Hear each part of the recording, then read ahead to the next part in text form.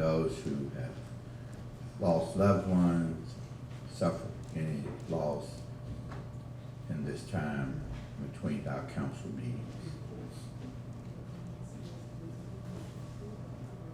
Almighty God, we thank you today for uniting us as city and council and mayor to come to look at the affairs of our city. We pray that you would speak through us, in us. We pray that you would do what only you can do, unite us as leadership in our city, God. That we would make decisions today, God, that would represent the human development and sustainability of all of your people. And may we bring consciousness, reverence, and stewardship as never seen before. We ask for your blessings. We ask for your presence. In Jesus' name, amen. I'd like to ask a roll call from City Clerk. Councilman Knight, Here. Blackwell, Here. Joyner, Here. Walker, Daughtridge, Here. Bullock, and Miller. Here. All right, thank you very much.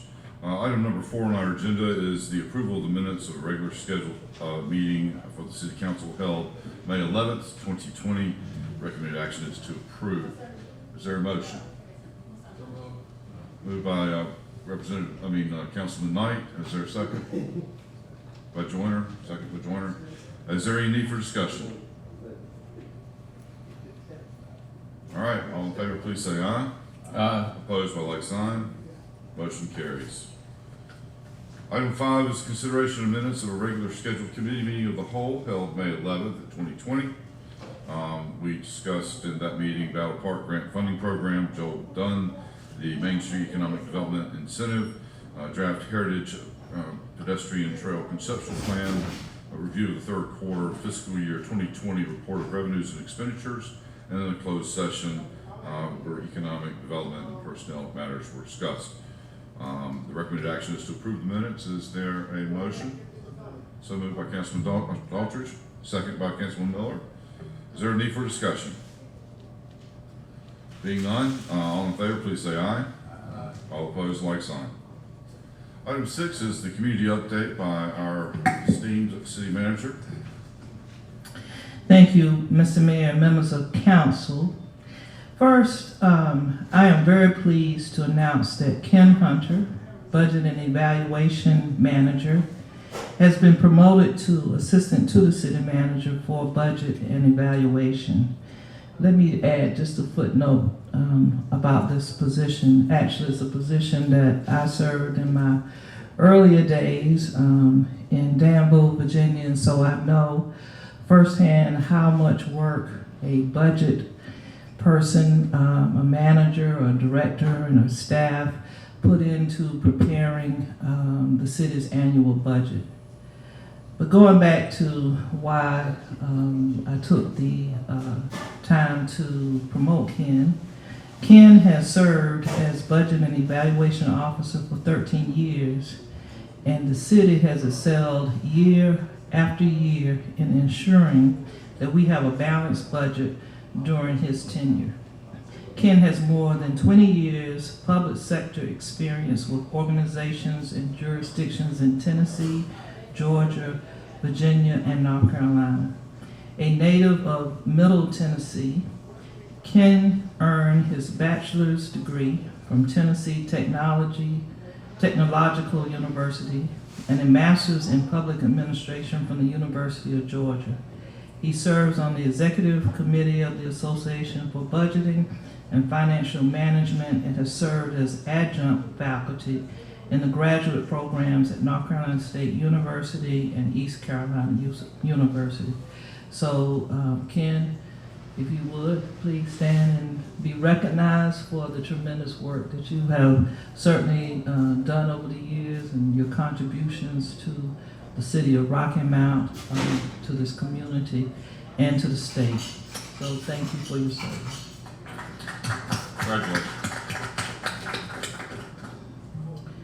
Secondly, on June 1st, all of the staffing for the city of Rocky Mount will return to normal. normal levels. Certainly through the COVID-19 pandemic, the staff has served admirably to ensure that all of our services continued.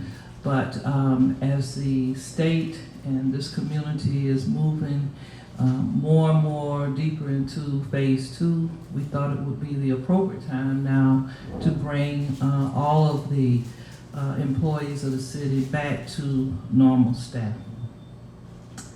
I would like to publicly take the time now to acknowledge the first 3 winners of the City Manager's Award, which were awarded to Water Resources Director Brenton Bent, Art Curator Allison Weidrich, and Construction Worker Quentin Whitaker. All 3 have gone above and beyond their job descriptions and have exemplified the city's core values of customer-centered service, professionalism, respect, teamwork and leadership, and supportive work environment. Remind you again that nominations are currently being accepted via RockyMountNC.gov for the July awards. Our employees know the importance of striving for excellence. One of the more recent examples of this comes from our Rocky Mount Fire Department and Battalion Chief Eric Summerlin, who recently became the 13th member of the department to graduate from the Executive Fire Officer program at the National Fire Academy. Congratulations to Chief Summerlin for his hard work and dedication to earning the certification, and we look forward to his continued service as a member of the Rocky Mount Fire Department. Starting June 1st, applications for the Residential Facade Improvement Grant Program will be accepted. The program, administered through the Human Relations Department, will offer eligible homeowners in designated areas of the city the opportunity to beautify residential property facades. The program provides for a grant of up to $5,000, and matching funds are not required. Please contact the Human Relations Department at 252-972-1181 or visit RockyMountNC.gov to find the list of eligibility standards and to obtain an application. Per the City Council's direction, the moratorium on all utility disconnections will continue until further notice, and late fees will not be assessed during this time. To further assist in response to the financial hardships that have stemmed from the pandemic, the city was awarded $5,000 by the United Way COVID-19 Urgent Relief Fund and estimates it will have approximately $12,000 at the end of the 2020 warm program season to assist with paying customers' utility bills. The program has been named the COVID-19 Utility Assistance Program and provides a one-time $200 utility payment if customers meet eligibility guidelines. To find out if you qualify, please contact the Business Service Center. So that means that we have $17,000 to offer to our customers in helping them to pay their utility bill. That is all that I have for now. Thank you. Thank you. And joining us via teleconference, we have Roy Jones, who is the CEO of the Electricities of North Carolina, to present an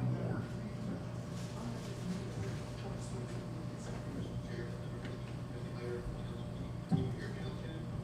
We can hear you great.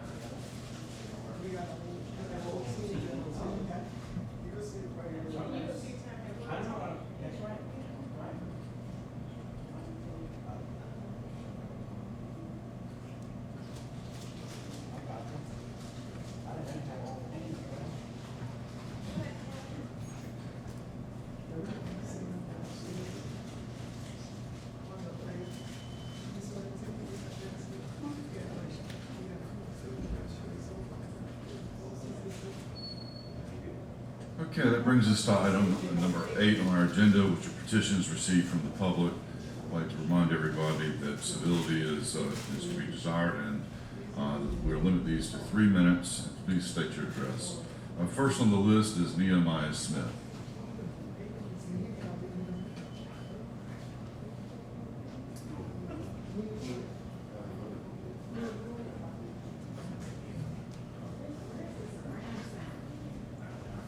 Nehemiah Smith, 1623 Lake Street, Rocky Mount, North Carolina.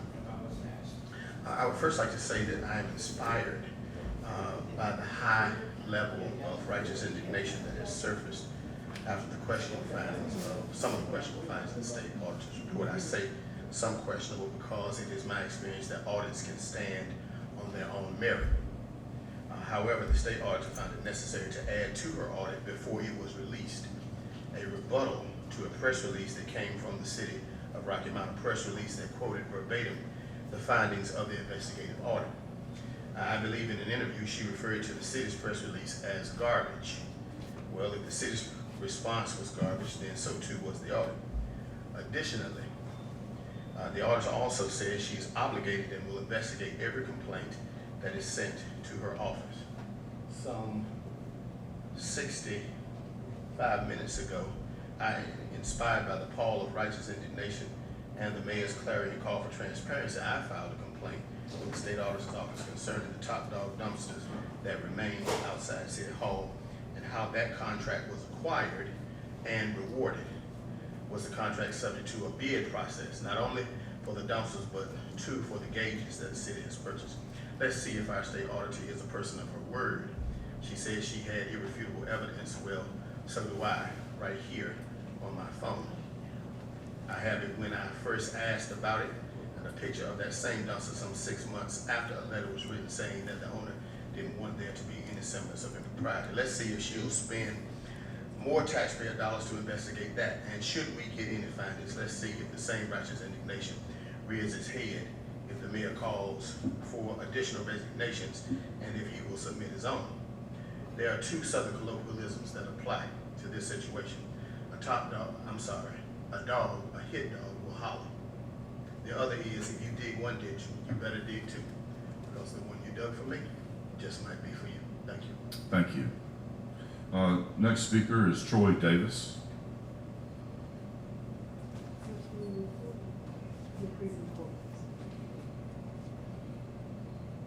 Troy Davis, 1525 Bedford Road. I came here today to direct a comment at one of you guys. I know I'm not supposed to, but hey, let's take a shot. We had a person that called for another person to resign over a false narrative of an unpaid utility bill of $47,000. But we also had that same person endorse someone to refuse to pay the city rent, $19,000 in rent. They were found guilty by a judge that in fact was owed to the city. I don't understand how it's a double standard. I think that if we're going to call for one person to resign, then if you're so ashamed of our city, I think in fact you need to resign. The fact of the matter is that if one person owes $18,000 and you stand behind them because they're running for that seat, then it shows that you're supporting that particular person. And if the people spoke, let the people voice stand. Thank you, sir. The next speaker is Lisa Nelson Robinson.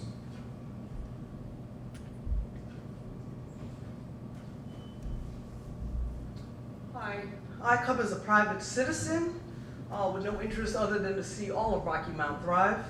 I appreciate the chance to talk to you guys for a few minutes. From where I sit, there's been historically, and with the current situation, an ongoing effort to block and redirect resources from economic development for the citizens that make up the majority of Rocky Mount. This is the first time the diversity of city leadership has actually modeled the demographic of this town. Current leadership is promoting for economic development in historically under-resourced neighborhoods and communities. The current audit has selectively ignored historical write-offs, which is actually a practice common all across the country, to focus solely on the individual whose bill was adjusted, not written off entirely. And similarly, the focus on roof grants That ignores people that got properties through the downtown Renaissance, access to buying these properties that have done nothing but targeted individuals that actually developed their properties to the betterment of the neighborhood. Like the $8,000 grant to OIC, that bought a pharmacy, medical care, economic employment, and housing to an area that has been ignored. And the concerned citizens weren't concerned when that neighborhood was being ignored. The so-called concerned citizens have been silent for decades, while prior administrations provided selective resources and ignored other parts of Rocky Mount.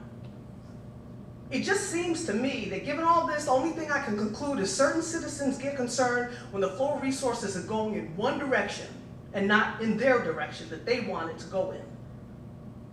It's a fabricated crisis, it appears to me, from where I'm standing. Doesn't seem to have any purpose but demonizing people who are trying to make the entire community better, undermining leadership, and basically it's the, quote, wrong side of the tracks that's getting some sort of benefit and is being directed by the, quote, wrong people. As a private citizen in my field, as a physician, I've advocated for the betterment of all. I don't think that this is right. This is not Wilmington, it's not 1898. You don't get to vilify people because they're trying to make progress for everyone. Thank you. Thank you, Ms. Robinson. I'm sorry, Dr. Robinson. Celeste Beatty, thank you, sorry. Good afternoon, everyone. Thank you for allowing me to speak. I am a brewer and a resident, partially, here in Rocky Mount. I came here in October of 2018. We launched the Rocky Mount Brewery collaboration, myself and Brianna Brake, who is my co-brewer collaborator with Spaceway Brewing Company. Well, I have to tell you, when I told some of my family members and many people I didn't know that I was going to be coming to Rocky Mount, they were like, "You've got to be kidding. Rocky Mount? Why Rocky Mount?" And everyone that I meet here in Rocky Mount, they ask me, "Why did you come to Rocky Mount?" Different reasons why they ask that. And basically, they just have so many disparaging things to say about this town. And being in Harlem the past 25 years, I grew up in North Carolina, future farm of America, R.J. Reynolds High School. I'm authentically North Carolinian. But when they told me this, I was like, why are you saying that? These are the same things that were said about Harlem. Dangerous, not a good place, not a good place.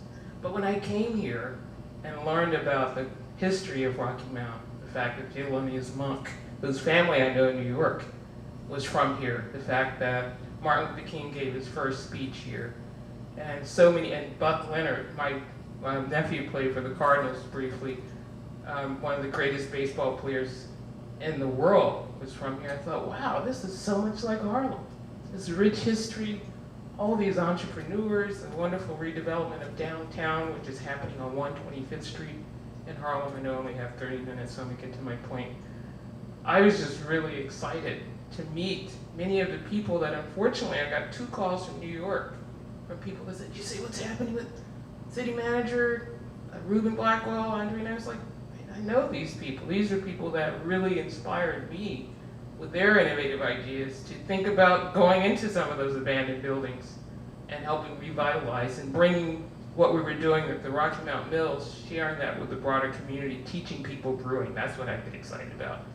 So I'm here today because I just don't, I've read some of the reports and I certainly know stuff that happens in New York City and all over, but I just really want to urge the community, and I'm reading stuff on Facebook, it's really unfortunate. I really just want to say to those who don't know, just 2 days ago, Mike Potter from Pittsburgh is looking at opening an office here to create jobs. He's inspired by what I'm doing and other entrepreneurs that were born and raised here are doing. And I just hope that this, and I'm a trained mediator, I think that we can come to the table and find a way to agree to disagree, but find a common thread to help address some of the issues that maybe people don't understand. I know as an entrepreneur, I've had to go through a lot. I've had all types of issues, and I know that some of that is the nature of what we do and we're trying to build. And I hope that today is a day that we can find a way to move forward with some of the amazing things that are happening downtown. And I'm happy to talk to anyone about some of the progress I'm seeing, and I hope I'll be able to continue that with the members of this group. Thank you. Thank you. Dr. Charles Chambliss. Good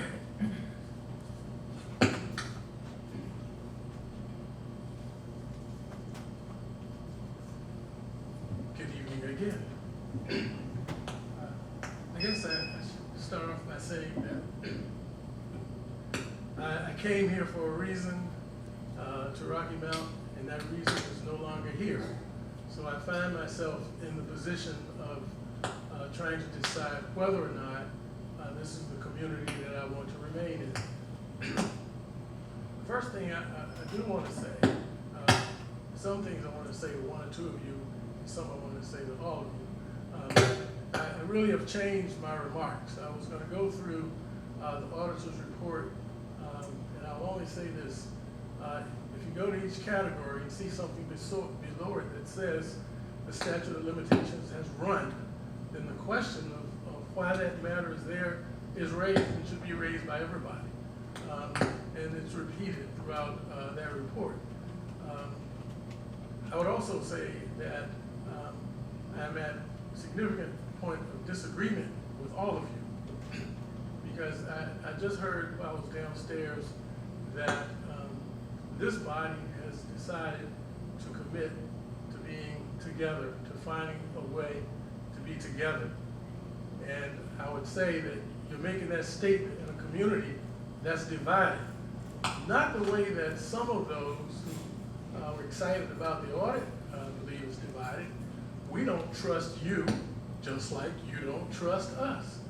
So the question is not whether the community supports the mayor, who I would suggest take some time to read the documents that control your activities in office, that explain your duties and responsibilities. The combination of a lot of money and a lot of arbitrary decisions makes it sound a lot like another guy that we really don't want to duplicate. And I really encourage you, I'm not picking you out, but on that one, really encouraging you to really prepare when you're going to try to raise an issue. But to all of you, I would just say this. I find many of the activities that are generated within the white community to be just vestiges of past acts of discrimination that reach all the way back to slavery. The movement of the county lines between Nash and Rocky Mount and Edgecombe really are not accidental or something that's mistaken, or that you can just decide you're going to work together and eliminate, because these acts keep happening. Right about now, there's another board meeting taking place, and it's an example of the way people in this community set standards, and it's reflected here. And I'll close on that, but I just say this: to have someone hire a disqualified, unqualified person as a superintendent in your community, and have almost none of you comment on the fact that that lowered the standard that they set for the community in setting the criteria in place. So I just think you need to consider the fact that we need to talk about how we address problems more than whether or not you guys feel that you're all comfortable together. Thank you. Bronson Williams.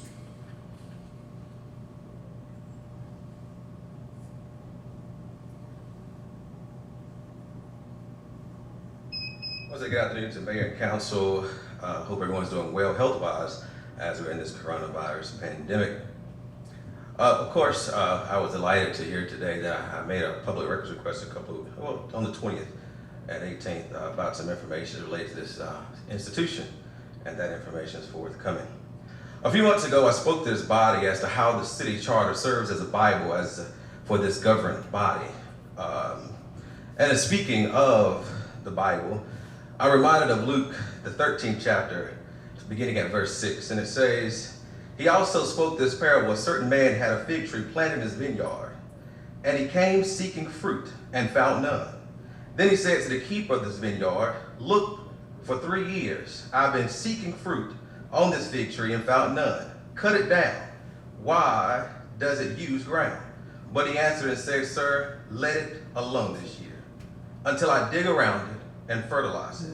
And if it bears fruit, then you can cut it. If it doesn't bear fruit, then you can cut it down. So I thought about that scripture and how it applies to our leadership here in the city, and particularly our mayoral office. When we are looking at things in our city and we don't have a full grasp as to what is really going on, it's best to get all the facts and wait until you talk about resignations of folks. When I look at how there's a parent directive given to a city employee, of course, that is not in the purview of general statutes, I believe, that an elected official such as a mayor could give to city employees. It sets confusion. Our city manager just talked about a few moments ago the turmoil that was experienced in this institution because of a deliberate and willful apparent violation of laws and or city charter for this particular matter.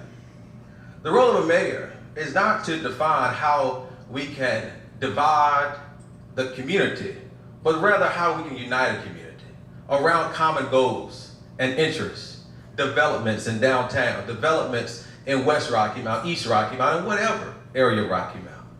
So as the charge has been laid very clearly by many members of this institution, that it's time for Rocky Mount to move forward and move in a spirit of unity. Thank you so much. Thank you. Kaya Darden.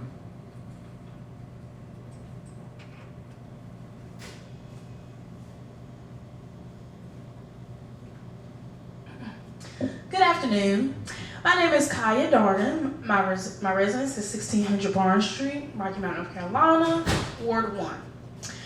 To the city manager, city councilman, mayor, and citizens of Rocky Mount, today I stand in support of those who are of color in a leadership position here at the city of Rocky Mount.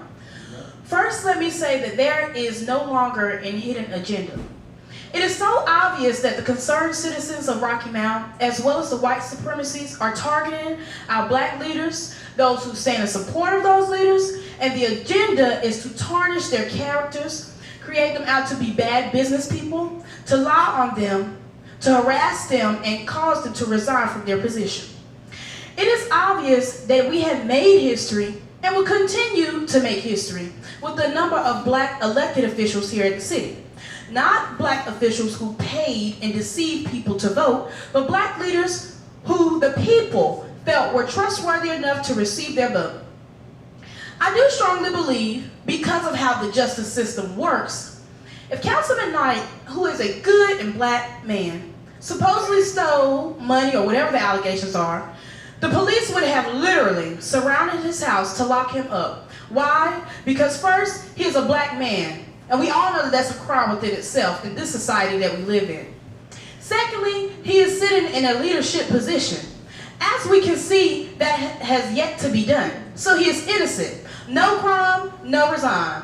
I would also like to say about the concerned citizens of Rocky Mount, if there was a hidden agenda, they sure gave it away with their nastiness towards Councilman Knight, the city manager, Councilman Blackwell, as well as his son. This is not about owing money or anything, because Tariq Pittman, who ran against Councilman Knight, owed the city money and is still in debt, but continued to follow behind the mayor, and the mayor continued to support him. But there's nothing wrong with that picture, is it? Let's just make this plain. If there wasn't a crime, then he won't resign. I stand with him and his record. Thank you. Thank you.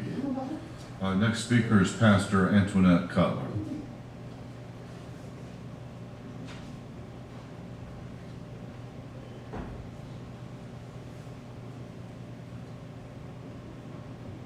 Good afternoon.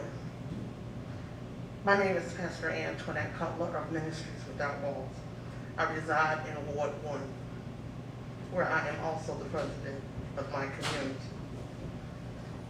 On May the 18th, our elected mayor made a statement for our Ward 1, Andre Knight, to resign. Well, I stand before you today that if he needs to resign, I believe that our mayor also needs to resign. Spending over $300,000 and connected to those that are already and has already broke ground. My mother said, the apple does not fall far from the tree. So today, I think more than ever, we need to look around and see that justice has prevailed. And we need to move forward in our city, not backwards. I'm reminded, Mayor Robinson, you said that you come to bring the people together and transparency. I yet to see that as a citizen of Rocky Mount. I have seen we're in because firsthand people that I'm connected to have threatened my city councilor to my face simply because he is one that cannot be broken nor chained and stand not for one people but for all people. Also, after trying as a pastor to talk to them and let them know that bullying is not the approach to bring people together. Also, another one of the L's. After my daughter told me to support his business, my cell phone broke down, I went to do that. Promising me that my phone would be fixed at a certain time. When it was not, I went to pick up my phone. He told me that he could, but the price had changed. As a business person, I know for myself that if you quote a price and you say that what it is, then you're going to have to be the one to eat the profit. Because the first thing is that we should be pleasing our customers. After I asked him about the price, apple don't fall far from the tree, disrespecting me as a woman and as a leader. So, therefore, my mother told me once again, you can be guilty by association. Thank you. Thank you. All right, next speaker will be Johnny Cunningham.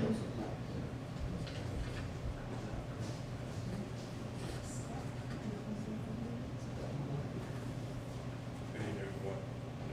It's a long day. Congratulations, all still here. Change. There's a lot of changes that occurred in Rocky Mount. And Mr. Robinson, I would have you to look at me as an example. Because I stood here 5 or 6 years ago, and I had some very harsh things to say about African-American leadership, but advocating on behalf of the poor. And as you can see, we all working together. They're very forgiving leaders, very understanding, very humble, very God-fearing, and genuine. They forgave me. You have not crossed the lines. I have to give you some honest advice. They can help you be the mayor you should be. Ms. Small, words cannot, I can't find the words to thank you for your courage, things that you've done for the city of Rocky Mount, and to go all the way to Tennessee and to bring back African-American mentality. It's willing to invest $100 million+ in this city.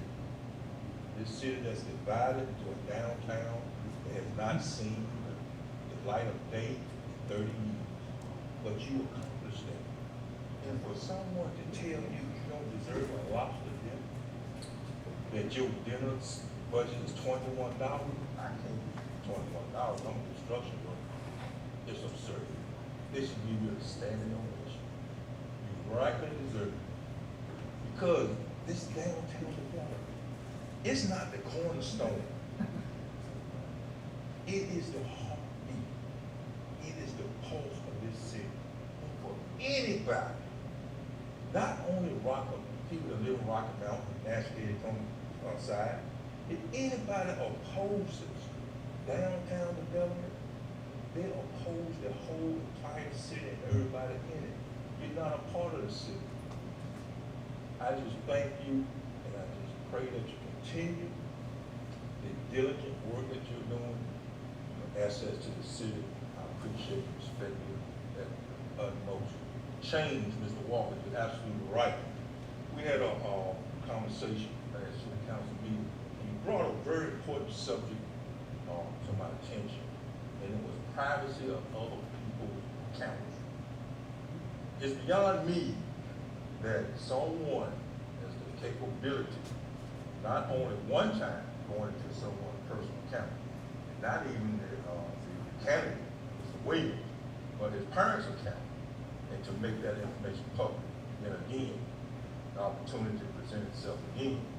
That needs to change. We discussed it in great detail. That needs to change. Other change that we're talking about, Mr. Joyner said about unifying, is those that's the humble people among us. God has his way to cut you down, put you in your place. And believe me, the soldiers that surround you, they're your allies. They're the ones that's going to protect you because they love this city. Thank you. See, we have Ms. Nathlin O'Reed.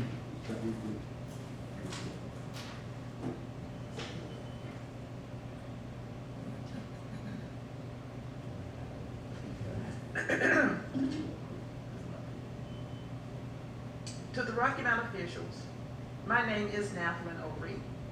My address is listed on the paper submitted prior to coming forth to speak, and I'd rather not announce my address in public. I like to practice my right for privacy. I stand before you this evening in the midst of a global health pandemic to express my disgust and sadness about the manner in which the audit report of Beth Woods has been misused to abuse the hearts and minds of the citizens of Rocky Mount. Most major organizations have guidelines for handling and sharing business matters prior to using unscrupulous tactics to discredit beloved public heroes for the sake of some warped personal or political gain. As a citizen of Rocky Mount, North Carolina, I expect every elected official to conduct business in a manner that will improve the living environment for everybody. However, when anyone points one finger at another person, there are three other fingers pointing right back at that person. The current issue that has been smeared across the local newspapers have exposed a nasty, negative, and corrupt tendency in some of our city administrators. I and other citizens have been looking forward to the environment of our city prospering from the diligent, proactive efforts of our officials. Instead, we have witnessed someone lead a witch hunt for one of his own co-workers to the extent that he would attempt some public attempt to slay and slaughter a member of his own team. That in itself is an insult to the person's parents, who must have taught the person to be more caring and have a more considerate attitude towards anybody and everybody who walks beneath the sun that God created. It is hard to believe that in the middle of a global pandemic that is claiming the lives of many people daily, that we as a city are not doing and proposing more to help heal our communities. Instead, someone has chosen to infect our community with vile words and accusations. In the name of Jesus, stop it right now. And everybody get in your lane and do the work of leading and healing our communities for God's sake. And this will help you as well as me. Thank you. Thank you. We have Susan Perry Cole as the next speaker.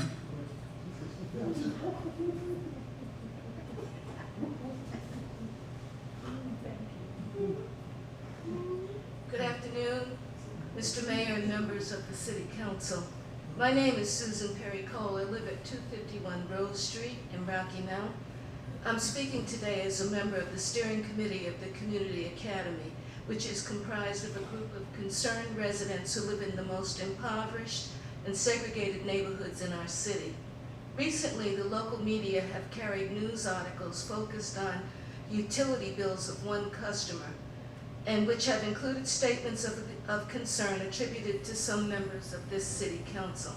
However, nothing in the leadership statements quoted in these articles was said about how thousands of City of Rocky Mount residential customers, many suffering economic hardship due to the coronavirus pandemic, and who have fallen behind in their utility payments, might address their unpaid charges.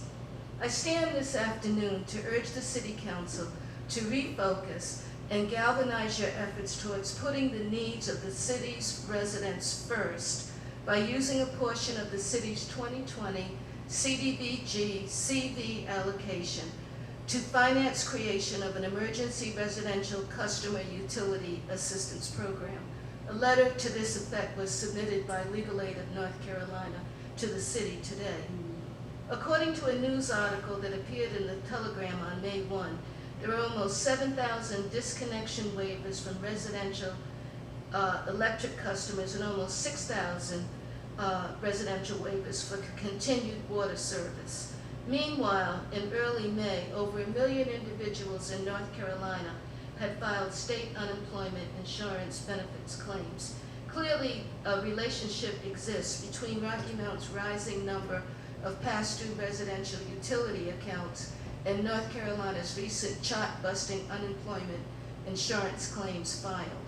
I think it's important to acknowledge that we appreciate the economic hardship imposed on the City of Rocky Mount as a result of the COVID-19 crisis and the associated loss in revenue due to customers being unable to pay their bills. That's why today we, the Community Academy, think the Mayor and City Council should make it a top priority and devote their united efforts now to avoiding the future looming crisis of widespread shutoff of residential utility customers who have accrued past due balance during the COVID-19 pandemic.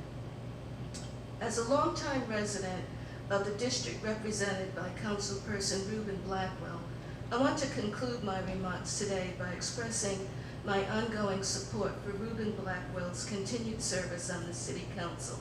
This support is based on Ruben Blackwell's untiring efforts to promote equality and inclusion in Rocky Mount's economic recovery and his dedication to improving the distressed conditions in the city's under-resourced neighborhoods. Thank you so much for listening to my statement. Thank you very much. Finally, we have Maureen Minges.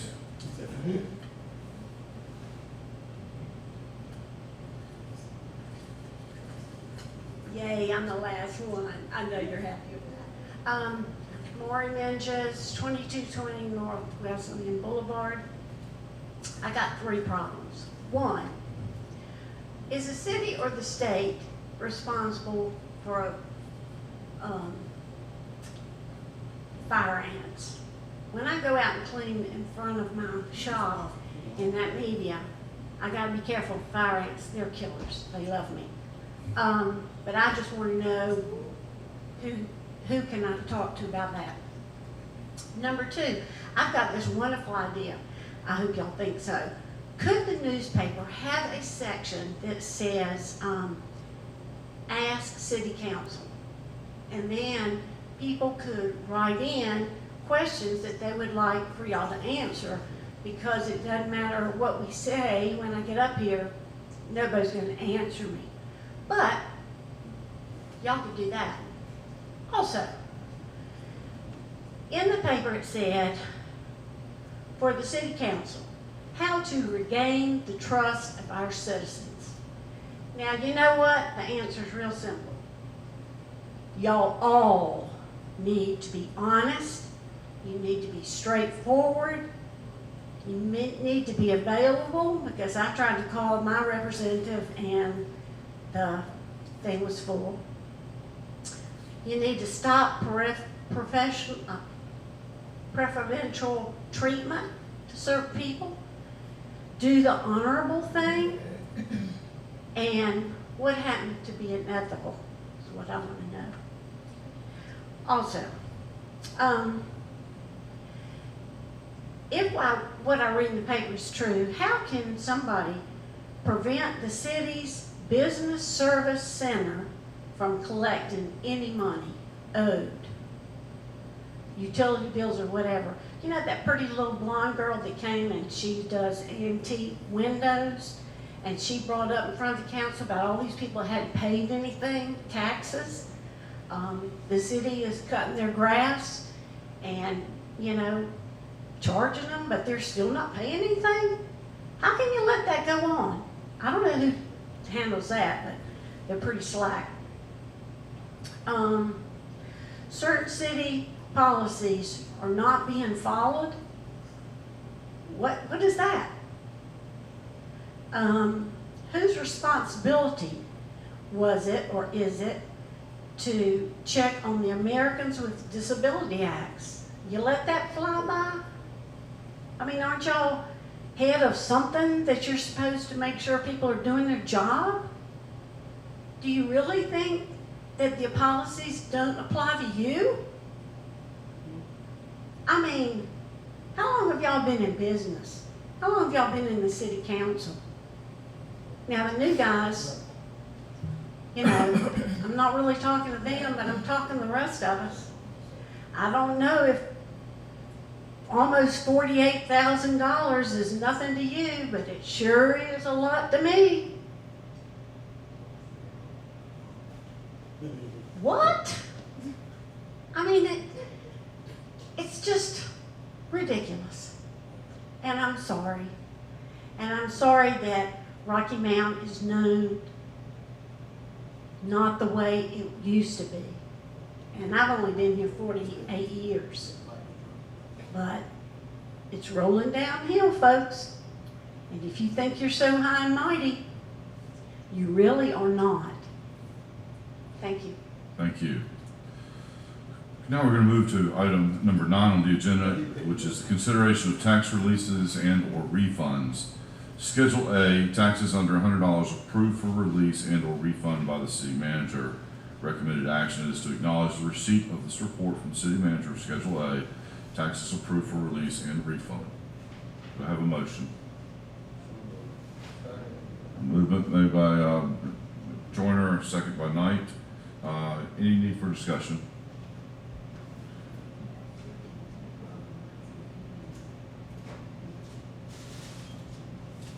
Feedback. Thank you, Mike. We need to have someone on staff just explain again for the record why these items are being relieved.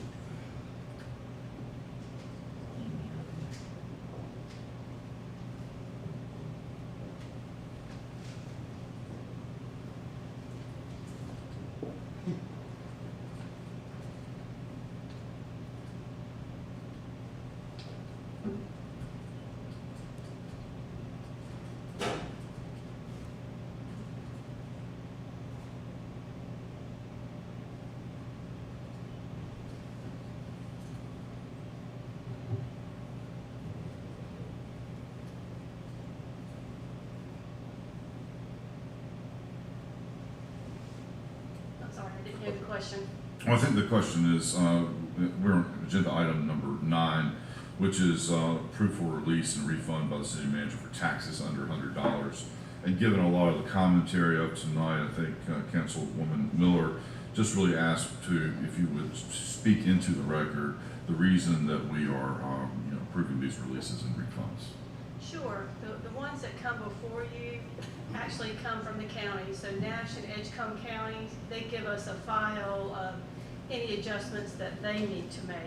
So these are adjustments on their books. They're usually because they are a different owner. Sometimes you see no dogs, but they're adjustments that are made to the county. It could be a valuation adjustment, but they're not the city making these adjustments. They come from the county, and the original files actually come from the counties as well. So we're adjusting the files of the counties just like they've already adjusted. So they adjust first, and then they give us the adjustments to make on our side. Okay, People have to be told again. thank you very much. Sure. So I think I have a motion and I have a second. Any need for further discussion? Being none, all in favor, please say aye. Opposed, like sign. The ayes have it. Item number 10 is consideration of Parks and Recreation for the Battle Park Master Plan. Recommended action is to approve and adopt the plan. I have a motion made by Blackwell, second made by Walker. Is there a need for discussion on this? Yes, sir. Councilman Bullock.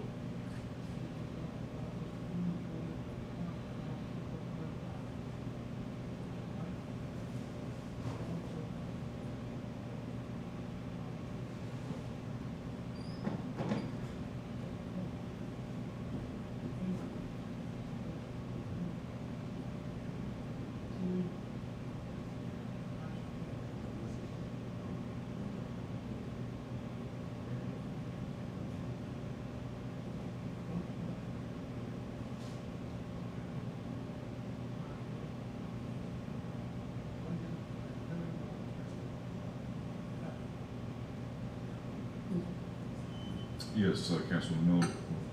Or is it Aldridge? I'm sorry. Okay, Mr. Mayor, I support this project, and we did, just a reminder, it was provided in our booklet, we have our packet, or maybe it was delivered, I can't remember, Madam Manager. I'm sorry. But we,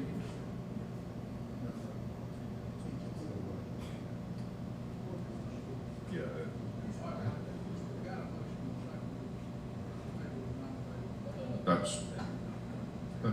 That's what I was asking. Thank you. Councilman Daughtry, if you please continue. I'm sorry to interrupt you. okay. But I'm in support of the Battle Park, going ahead with the plan that we received and was presented last committee of the whole, I believe, that we passed tonight. We received our binder, which included some excerpts from the 2015 comprehensive plan, which may be what his Councilman Bullock is referring to. The only thing I wanted to bring up, and I brought up previously, when the master plan was done, the top project priorities that were done by the citizens and everyone else was the number one is the West Community Park acquisition of land, number 2, the event center, number 3, the West Community Center, and then number 10, the Natural Center of Battle Park. I do wholeheartedly support the Battle Park, but I also would like, and it's not in the CIP, for something in the western part of Rocky Mount. Rocky Mount, we do not have anything in the western part of Rocky Mount except for in Bun Farm, which is across 95. I know I'm repeating myself, but it's important because we talk about unity and we talk about all of Rocky Mount. Well, the west part of Rocky Mount is all of Rocky Mount too. Thank you. Is there any additional need for discussion? Being none, we have a motion on the floor to approve the plan with a second. All in favor say aye. All opposed, like sign. Councilman Joyner Blackwell made the motion, and the second was made by Councilman Walker, and then your move to table came at the end of that for discussion. So I couldn't.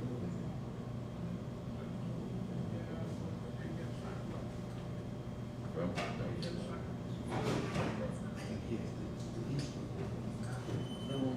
yes, ma'am.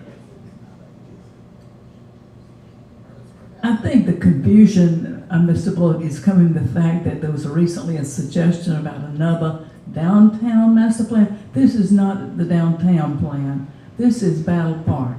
So So I know there's so many studies floating around, it's easy to get confused, but it is a different project. Motion carries.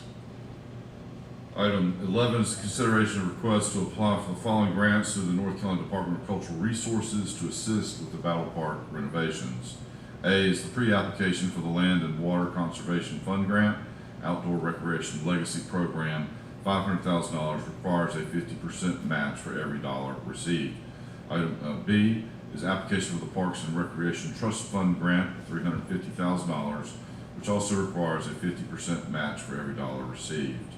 The recommended action is to authorize the staff to submit application on behalf of the city, and to authorize the mayor, city clerk, and city attorney to execute any required documentation, certifications, and subsequent grant agreement on behalf of the city.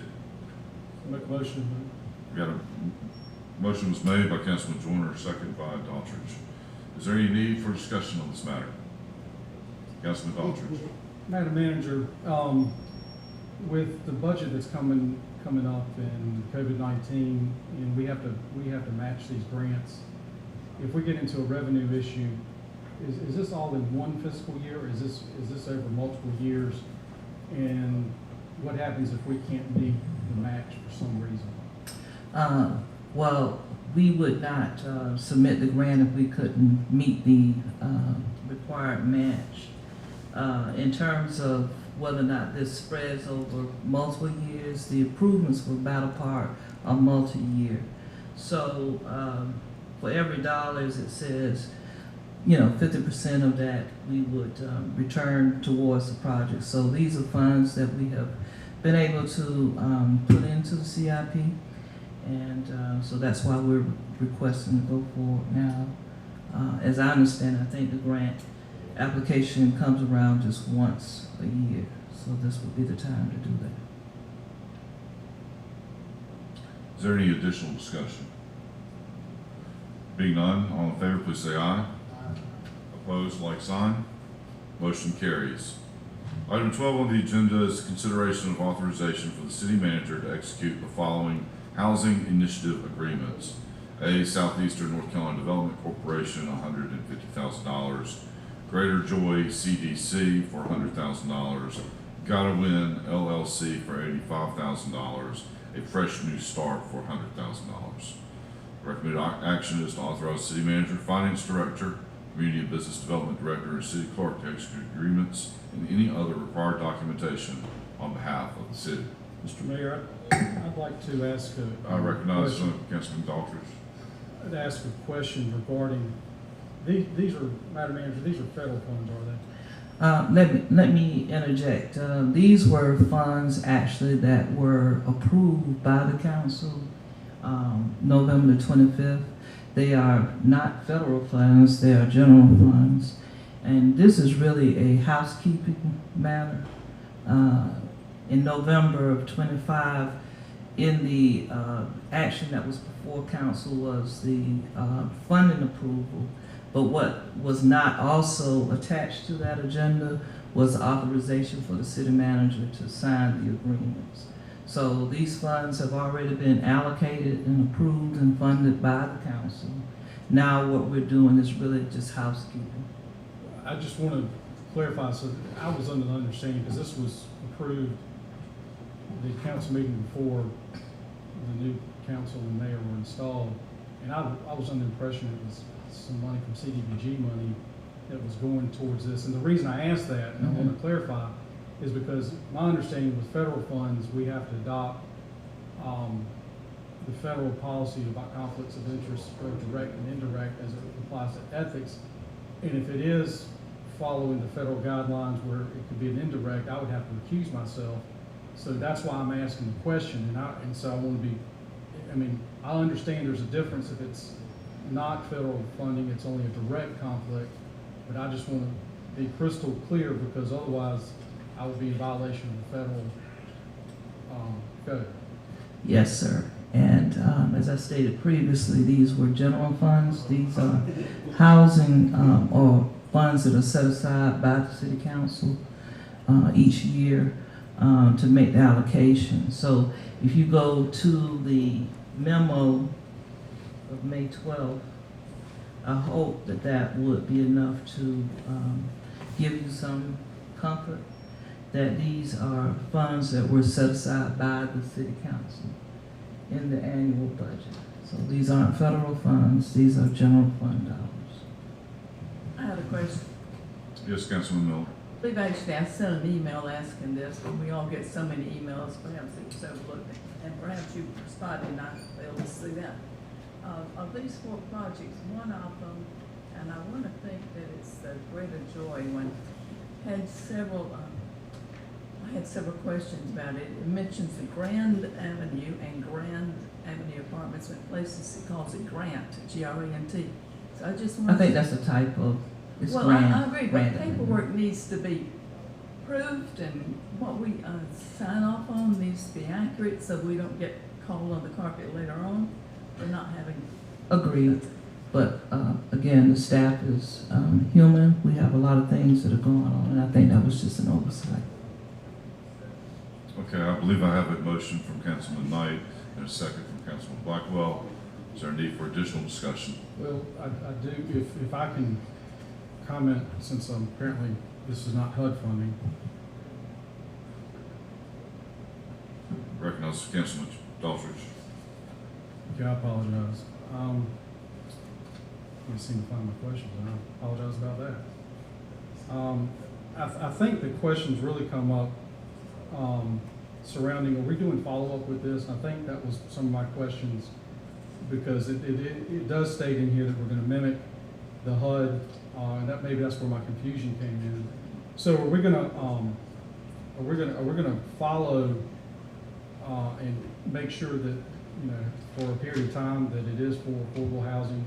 Are we going to follow up within 3 or 4 years, 5 years, to make sure it's still affordable housing and the rents match what it may be for HUD? Sure. Okay, because that, you know, and then some of these, okay,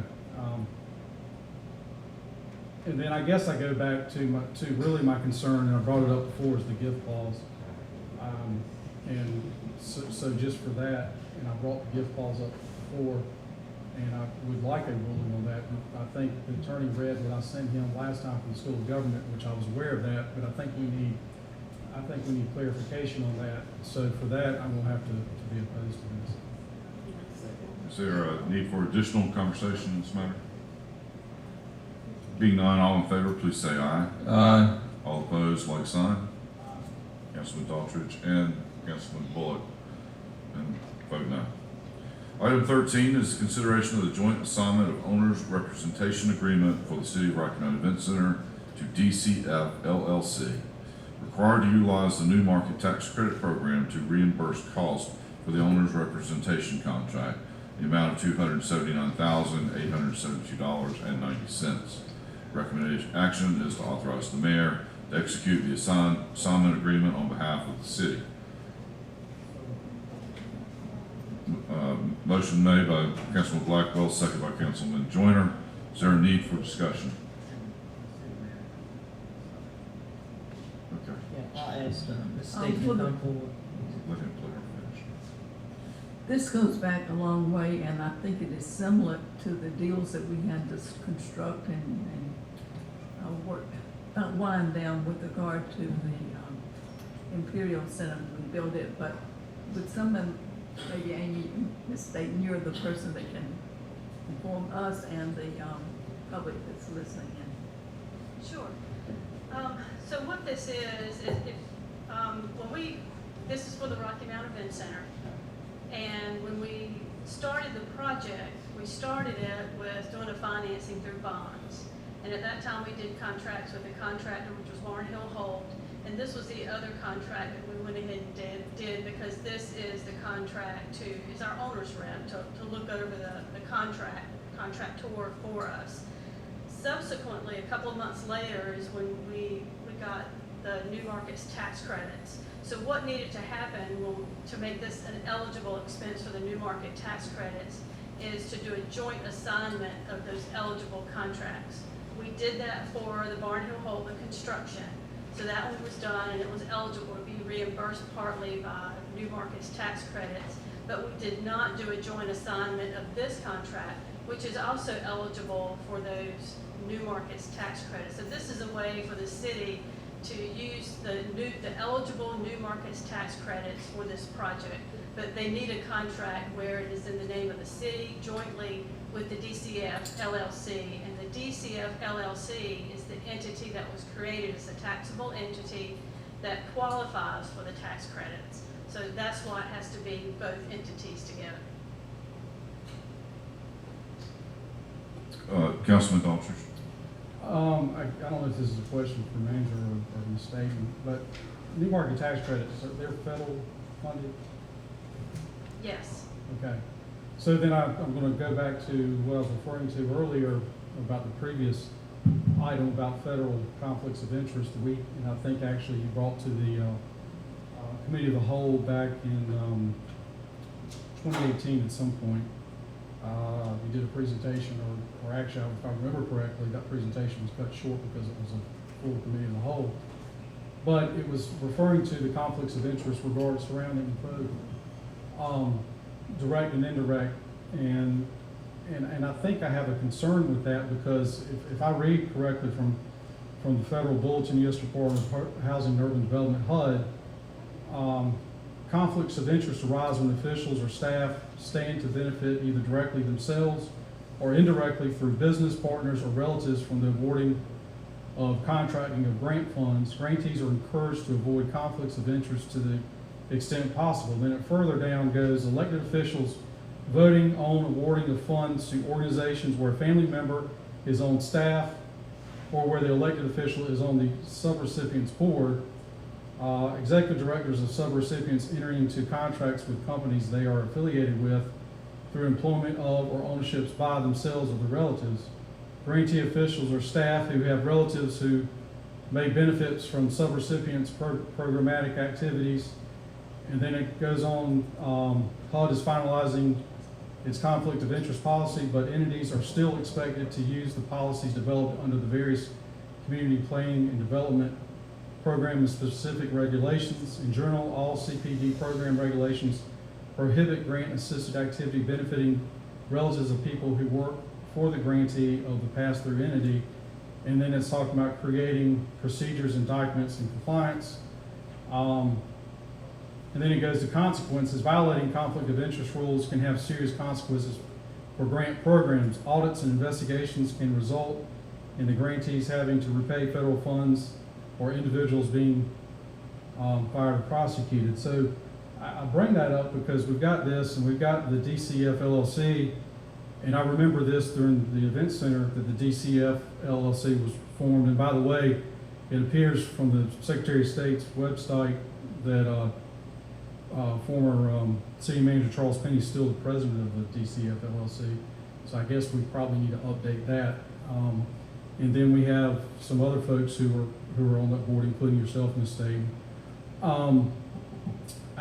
This raises, and then we also have part of DCF LLC is also affiliation with the OIC, which we have 3 representatives on this, or city council folks that are on the OIC. And so, you know, and you answered the question on CMTS. I'm just curious, are we a conflict of interest here when we're doing this? And I think we need a ruling, and you know, it's just I think we need to approach HUD and ask them the question directly. Let me sort of jump in here. I wasn't here when all of this was set up and established. But I would have a very difficult time thinking that the city would move forward with the new market tax credits organizational structure in clear violation of any HUD regulations or violations. I just personally would not think that it would be possible. We have our attorney here, who I'm sure worked along with the DCF and others to make sure that the structure necessary was in place. So perhaps what needs to happen is outside of this would be an opportunity to sit down with you and any other member of council who would like to understand how that structure came to be. But again, I think I would go on record to say that it's highly doubtful in my professional thinking here that we would move forward in violation of any requirement for conflict of interest or anything else. Do you have any counselor on the matter? Very little, Mr. Mayor. That was handled by New Market Tax Credit Lawyers, which is a specific group from, I don't know where they came from, but that issue was raised, and I believe that they did look at it and determined that it was not an issue. And I'd just like to comment since I'm being... Chair recognizes Councilman Thank you, sir. I'd like to comment since it's the allegations surrounding me. We didn't just have one attorney. You had New Markets tax credit attorneys for the 3 or the 4 participating tax credit investors. The investors came to me. I did not go to them. They knew exactly who I was and what we did. Everything was vetted because you and other people were making allegations throughout the entire process for the event center. So we needed to make sure that what I was doing and voting was legal and a legal process. And they have to follow every single guideline that's there, because they could not have qualified for those investment credits if there was anything out of order. And also, the state auditor examined every issue related to the DCF and the event center in their recent audit. And nothing was, because everything with my name attached to it was investigated. So what I can say to you is that we got a ruling. That ruling was read into the minutes by our city attorney, that other attorneys researched. And if it's a problem, nobody who has been in that business for the many years that they've been in that business evidenced it. In fact, what was told to us directly was that the only reason the city of Rocky Mount qualified for New Markets tax credits investment was because OIC was there, and that we are a federally qualified health center. And that status gave the city of Rocky Mount the eligibility to participate in those New Market tax credits. So from my understanding and my experience, and about 1,000 pages of documentation, so much that we couldn't put it on a flash drive, is that correct? That's correct. You're welcome to go through anything you want to go through, because you can, because you're a council member and it's public information. But that issue has already been vetted and it's already been done. The money has already been invested. And I can also tell you, as one who's running the center, you don't have to worry about profit being made, sir. I promise you. We put much more into it than we got out of it. Mayor. Yes, Councilman Knight. I serve on the OIC board, and as chairman, it's no secret. And I benefit no personal gain or financial gain from serving on the board of OIC as board chair. Again, allegations and false accusation over and over again. I serve on that board because we like to help people help themselves. And so I think the question, there was a motion on the floor in the second, so I asked that we, am I correct? We have not finished discussion. If there's any more discussion, then I can call for the vote. Okay, I thought someone made a motion. If not, I would like to. We made a motion. There's a second. Well, I I call for the question. The motion has been made, it has been properly seconded. Is there any more discussion? Well, Mr. Mayor? Yes, sir. Councilman Daughtry. There's no allegation of any wrongdoing or anything, but I'm talking about, are we in conflict of interest? And I'm bringing it up as a fiduciary of this city of Rocky Mount.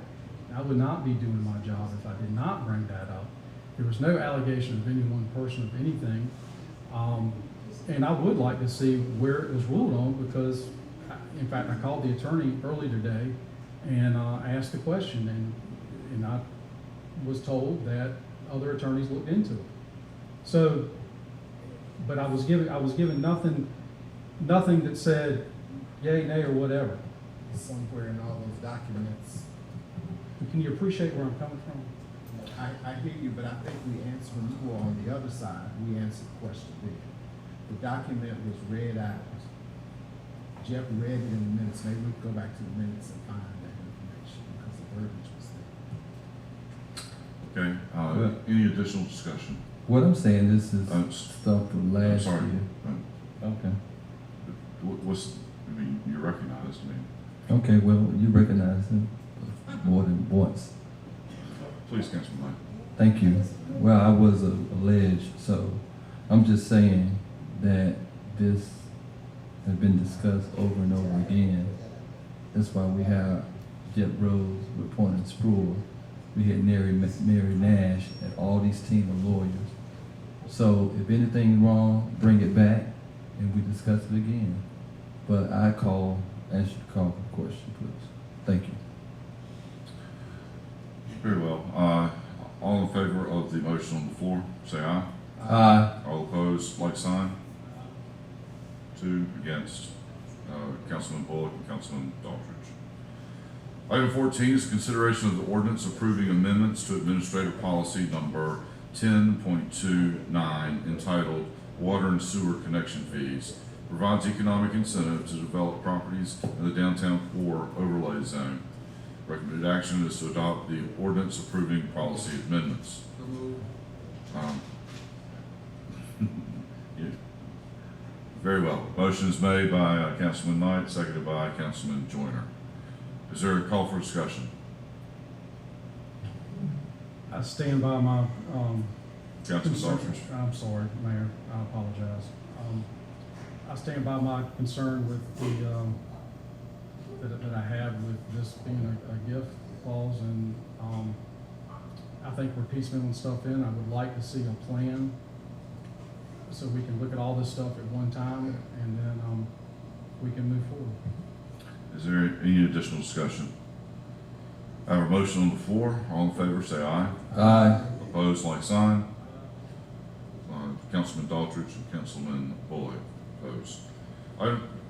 Item 15 is consideration of the resolution supporting the HEROES Act. The recommended action is to adopt the resolution. Motion made by Councilman Joyner, second by, is there a second? Second by Councilman Walker. Is there a call for discussion? Being none, all in favor say aye. Aye. All opposed by like sign. Item 16 are the list of committee vacancies and openings. Are there any nominations or anybody that we need to consider today? All right. Being none, I'll call. Yes, ma'am. I do have one other item. Yes, madam. Yes, please. Oh. Thank you, Mr. Mayor and members of council. I failed to mention the budget schedule in my community update as I had been asked to do, so I'll review that really quickly. On Thursday, this past Thursday, May 21st, you received the city manager's proposed fiscal year 2021 budget. On Friday, May the 22nd, there would have been an overview of the budget discussion. Then on Tuesday, May the 26th, another overview of the budget with 3 members of council. On tomorrow, Wednesday, May the 27th at 10 a.m., again, another overview of the budget for council members who wish to attend. Then on the 28th will be a presentation of the budget by me in council work session. I will suggest to you or say to you that that will be a recorded presentation because of family matters. I will be out of town, but it will be recorded and delivered to you. Then on June 1st, Monday at 4:00 p.m., will be our first council work session on the budget. We will focus on the capital budget, the CIP. Then on June 2nd will be another work session where we will discuss the general fund and enterprise funds. Then on June the 4th will be another work session where we will discuss the other funds and any additional discussion and guidance that you wish to give to me. On June 8th, Monday at 7:00 p.m. will be the budget public hearing, which will be held during the regular council meeting. On June 10th will be another council work session, if necessary, for additional discussion on the budget. And then on June 22nd, we propose that the budget be adopted during the regular council meeting. Of course, all of these dates are subject to change, but this is the schedule that we have outlined for the adoption of the fiscal year 2021 budget. Thank you, Madam Manager, and condolences. I'm sure I speak for everybody. Condolences for your loss. Thank you. That being said, any additional business, Councilman Daltrich? Mr. Mayor, I just want to ask Madam Manager, during the public comment period, Ms. Susan Perry Cole brought up a point about CDBG funds possibly helping with utilities, and I think that's a good thing if we have that available. And is there any way to explore that and then come back and where we can look at possibly doing that? Because I agree with her that a lot of people are hurt, losing jobs, and where we can, I think we should help. Although it is a strain on the city, and I know it might be taken away from other things, but I think it could help a vast number of people in this community. Yes, sir. As you know, we did receive stimulus funds through CDBG. So the staff is evaluating that now as to whether or not that would be an eligible use for those funds. Councilman Walker?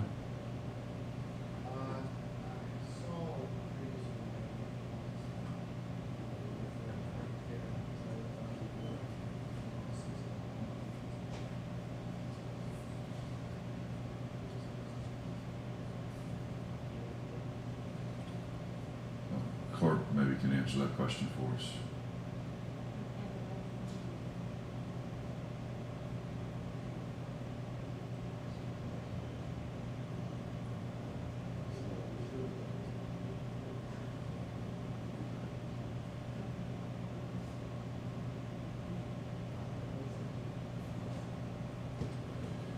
Is there any additional business for the city to consider? We need to go into closed session for attorney-client privilege. Do I need a motion for that? Moved by Blackwell, seconded by Daltrich. All in favor say aye. All opposed?